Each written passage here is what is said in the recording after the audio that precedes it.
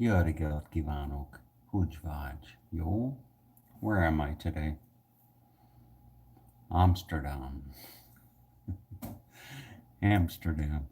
Oh, goodness gracious. Amsterdam and I, we have a lot of history together. I, hmm, boy, that's good. That was the very first city that I ever flew into, Amsterdam. And what a experience that was. I had I had met a Dutch farmer named Auke, and his wife Teatske An, and I had met them down in Cancun, Mexico. I was on vacation. This is back in no, this probably was in my late 20s, and I had spent most of my 20s living hand to mouth. I was always, hand to mouth. If you're not familiar with that expression, I think it basically means that you literally have nothing to speak of. Whatever you get in your hand ends up in your mouth, meaning there's no storage or something. At least I think that's the meaning of living hand to mouth. But I lived my entire 20s hand to mouth. And I remember I got a job for Wells Fargo Bank. So I got a job working for Wells Fargo Bank. I was about 28, 29, and I was making good money back then. It was all relative. I mean, I went from living hand to mouth to making about 28 to I think 38,000, $30,000 a year. And the the interesting thing about going to work for Wells Fargo Bank back then was that they gave me vacation time. I had like 20 days of vacation time, which is the equivalent of something like 4 weeks or something like that. I don't remember. But anyway, so the very first year that I was working for Wells Fargo Bank, I went to, it's interesting how a story can spawn off of, where am I today, you know? But anyway, so I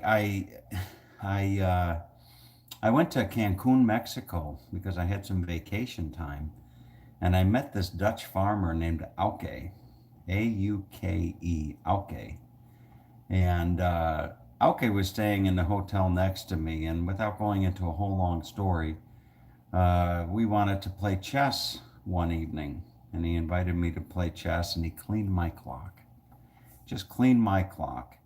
And the next evening, we were going to play chess one more time, and we sat down to play chess, and somehow or another, I beat him, and he couldn't believe it. He was beside himself.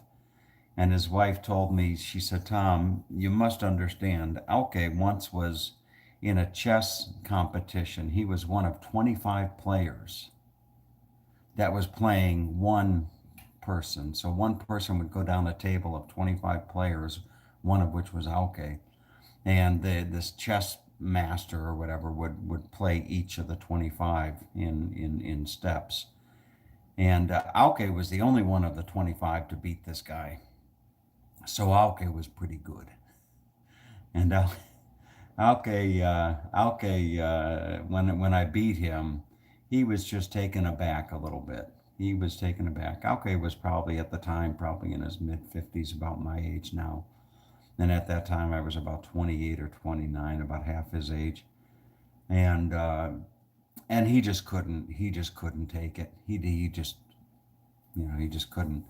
I mean, it was all in good sport, but regardless, he was really, really challenged. So anyway, so he extended an invitation to me. He said, if you're ever in Europe or Holland, you're invited to stay on my farm. And he was a dairy farmer. He said, you're invited to stay on my farm, and I'll take you sailing on the North Sea. He was a big salesman, salesperson, sailor, and as many of the Dutch are. But anyway, I used that as a catapult to go to Europe the next spring or summer or whatever it was, and I landed in Amsterdam. I'll never forget it. This is back before you had Google Maps and everything. I landed in Amsterdam, and this was back in my pot smoking days.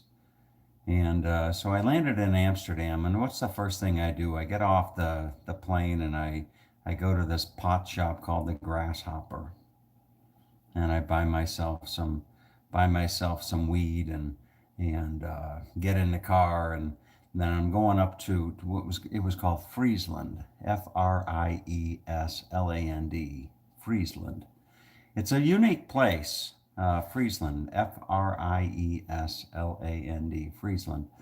It's a very, very unique place. They have their own dialect, everything up there in Holland. And he lived in a little town called Makkum, Makkum, Makkum. And off I went up the highway that day in the rental car to try to find his farm on Marswal 3, Marswal, I think Marswal 3. And and I got there late. I got there late. It was dark, and I'll never forget it. I mean, the farms were so big and so spread out, and you're in this place, and the street names, the names of the streets are like, this long, something like that. And I was just hopelessly lost. And I'll never forget walking up to some farmhouse, and in just the middle of nowhere. And I remember walking up to the door, and there at the door were these wooden shoes just laid out, you know, just laid out wooden shoes. And I thought, I'll be damned, pinch me, I'm dreaming. And that was a big thing for me. That really was a big, to see that. It was just a big thing. But anyway, for those of you with curious minds, I've got thousands of videos online now. But check out, just do a search on YouTube for like Tom Hall, Friesland, Friesland, or Tom Hall Amsterdam, or Tom Hall Makkum, Makkum, or something like that. And check out Auke, on the farm. What a great, yeah, I have such great memories of visiting Holland. But anyway, that's I didn't even mean to get off on that tangent. I'm really curious to know something. Every now and then, I'll go through and I'll look at my videos to see, read comments or see, thumbs up, thumbs down, that type of thing. The other day, the last video I did, the video before this one, it got something like 488 views. I mean, I almost felt like Skip Smith. It had so many views. Skip Smith uploads a video and he'll have over 1,000 views of people wanting to know about the villages. But anyway, so my video had almost, I think when I looked at it, it had 488 views. What the hell was it about that video? Was it the picture of me in the bathrobe? Was it the little thumbnail of me in the bathrobe? Did that bring well, I don't know what to say, but did that bring people out of the woodwork? Oh, Tom's in his bathrobe again. I got to see this, or something like that. I mean, there wasn't anything special about the title of the video. There's nothing special about the title of the video. And usually you would think that what grabs people's attention is either the title or the picture.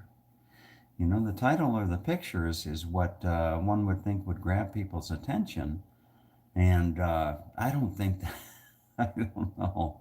I don't know, but I would sure like to know your feedback on why you think that video got 488 views. Is it possible that I said something that people thought was just absolutely unbelievable and they started sharing it with people? And maybe that's why it got so many views? I don't know. You tell me.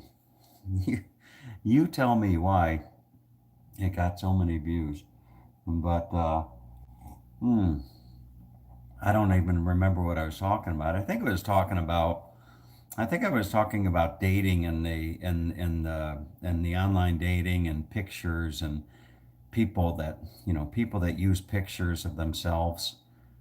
You have some type of a social profile or whatever it is, YouTube or whatever. You upload a picture of yourself or an avatar that kind of correlates to the type of person you are or your interest or something like that. And uh, and I and I made a comment about online dating, how people have this tendency to put up pictures of themselves from years ago. It's just it's challenging. I mean, the being single and in the whole online dating scene, it's tough. It's really, really tough. I mean, it's just, trying to get a date is just, oh my God. No, I'm just joking.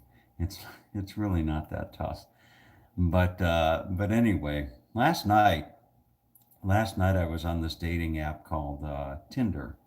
If you see, you look at these profiles, and if you like the person, you swipe right, and if you don't like the person, you swipe left. You know, and I got to admit that I'm somewhat superficial, and that I kind of, I look at the picture, and if I'm not attracted to the person, I don't even read the profile. I just swipe left. If I am attracted to the person, sometimes I'll read the profile, you know, before I swipe right. And sometimes I'll just swipe right. I don't know. But anyway, so last night I was playing around and swiping, this way and that way and what have you.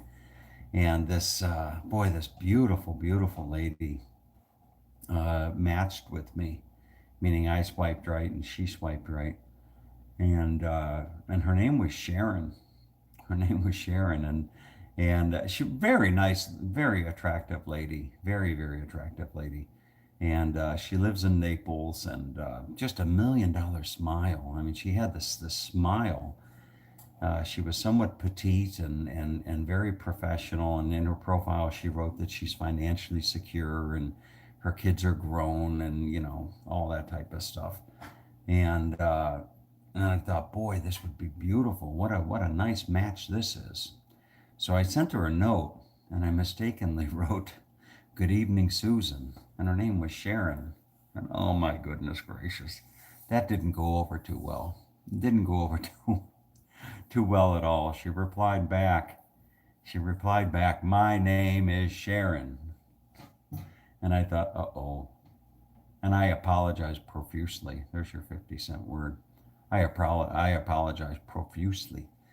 And I said, "I am so sorry." I said, "I'm exhausted." I said, "I just crawled into bed." I said, "Please forgive me." I said, "Really." I said, if it would help at all, I said, "Please feel free to call me Tony," once. And anyway, so mm, we will see, as the saying goes. She replied back something like, "Haha, good night, Tony," or something like that. I don't remember. But anyway, the whole thing with the profiles and pictures and all that kind of stuff. It kind of reminded me about something that I've observed over the years, and that is different people deal with aging differently. I mean, it's just the whole aging process, the whole getting old thing is such a challenge. They going through your stages of life, be it your summer, spring, winter, or fall, or summer, spring, whatever it is. You know what I mean? But seeing, just seeing how people go through the stages of their life and deal with the stages of their life, it's really something else. It reminds me of the happiness study. They did a pretty extensive study years back.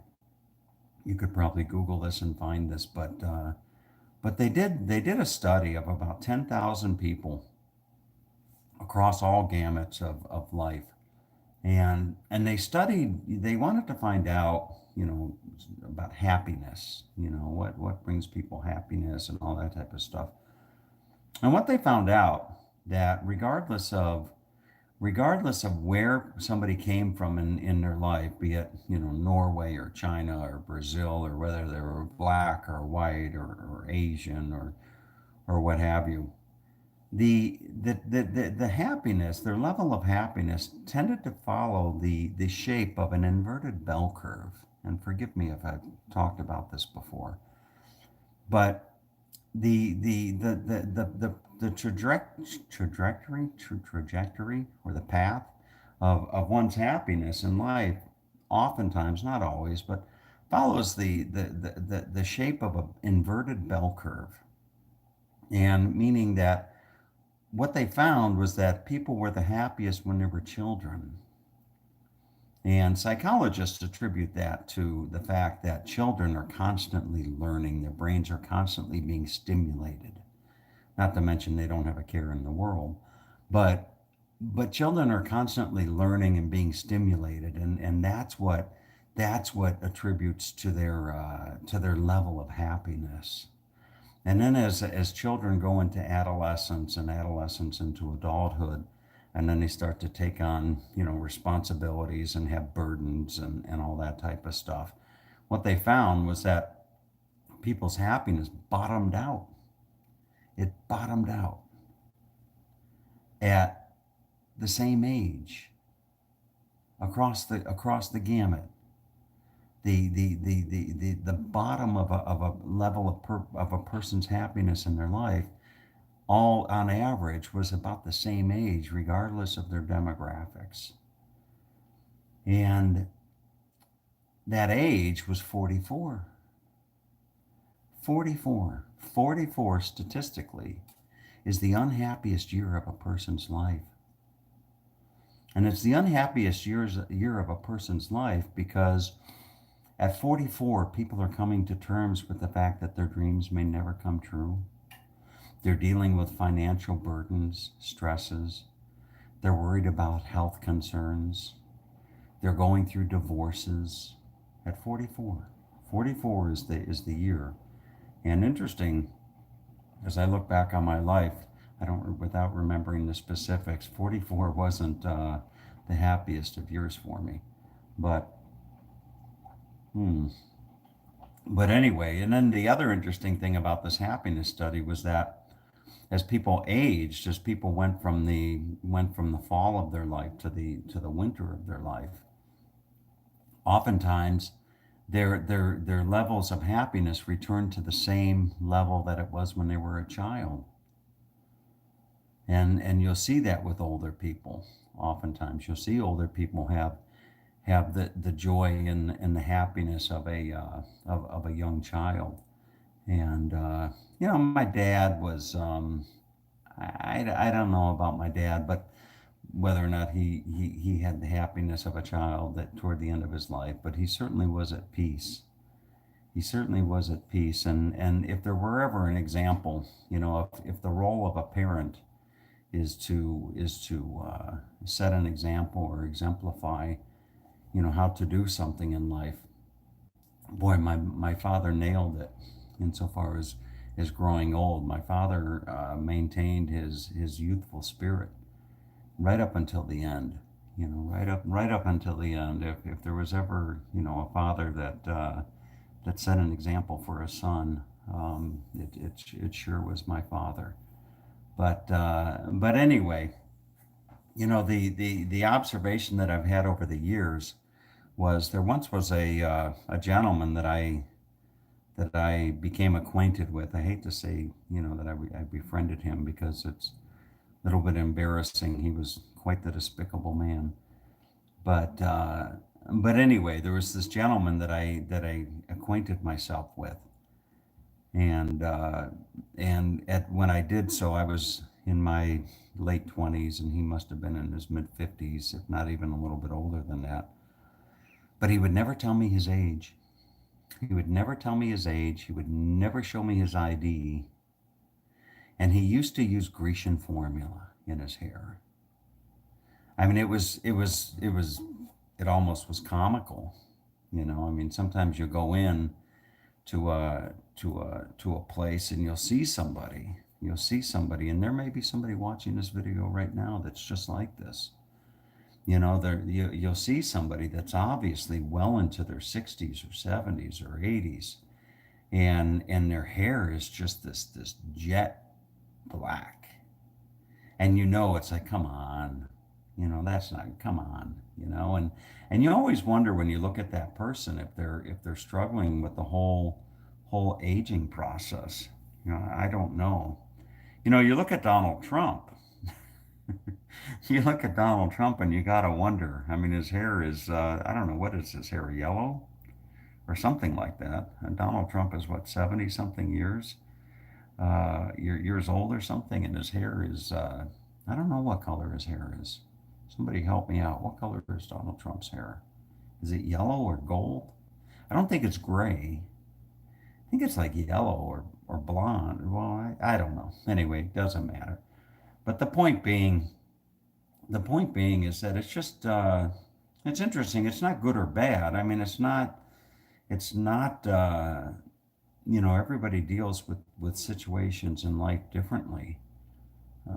Everybody deals with life situations differently, and the fact that somebody deals with a situation in life such as aging differently than you do doesn't make you better or worse than them.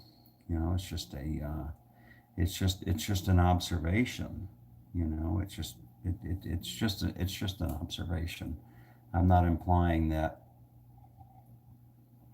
I'm not implying that people that go through life, uh, you know, dyeing their hair black at the age of 85, you know, have anything wrong with them per se. Or I'm not saying that people that have a profile on Facebook or YouTube or a dating website, and they put up a picture of themselves from 20 years ago, you know, because that's the image that they want to convey to the world. This is me, you know, when in fact it's me 20 years ago or something like that. But anyway, it's just an interesting observation. So now it's on with the day, and got a full day of work. I can't even begin to tell you how much more productive I am when I'm at home. You know, I am so much more productive when I am at home. You know, I go to bed and my head is coding, you know, and I wake up in the morning and my head is coding. That's one of the things about being a computer programmer. You're always programming, you know, you'll be sitting in your car driving down the road and you're writing code in your head, you know, and then you just gotta keep it there until you can get to a keyboard and start writing it down. But what is somebody writing here? You are more settled at home. I am more settled at home. I just need a good woman, you know. That's what I need. I need a good woman, but I don't think there's any good women left in the world. You know, I think that Skip Smith got the last of them. I think Skip Smith got the last good woman in the world, Sue. You know, so what am I what am I supposed to do? You know, like I said in one of my previous videos, maybe if I went by, I would double my odds of meeting a good partner. What do you think, Simon? Huh? If No, I'm not going to go by. I'm not going by. I'm not going down that road. You know, not that there's anything wrong with it, but don't say that we are all good in some ways. Don't say that we are all good in some ways. So anyway, hmm. All right. Anyway, everybody have a have a great day. All right. Take good care. Bye bye.